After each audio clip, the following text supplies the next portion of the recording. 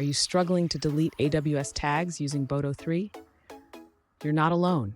Many developers face this issue, and today, we're going to unravel the mystery behind it. I totally get how frustrating it can be when you think you've got everything set up correctly, only to run into an error.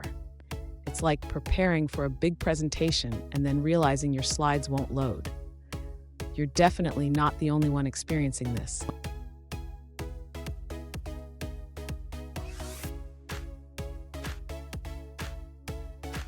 Let's dive into the specific question at hand.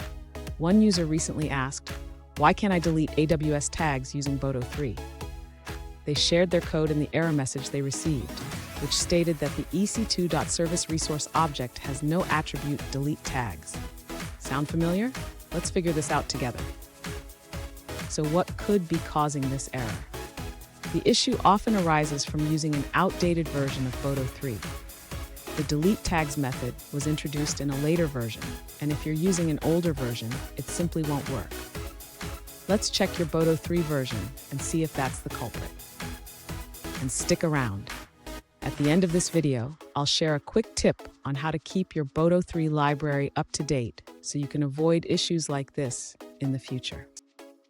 To resolve the issue with deleting tags using Boto3, the user should first ensure they are using an updated version of the Boto3 library. The version mentioned in the question is 1.4.4, which is quite outdated. After updating, the user should verify that the method for deleting tags is correctly implemented. The correct method to use is delete tags, but it must be called on the EC2 client, not the resource. Next, the user should ensure that the tag key they are trying to delete is correctly specified. The tag key must match exactly with what is set in AWS. Finally, the user should check their AWS permissions. They need to have the appropriate permissions to delete tags from the specified resources.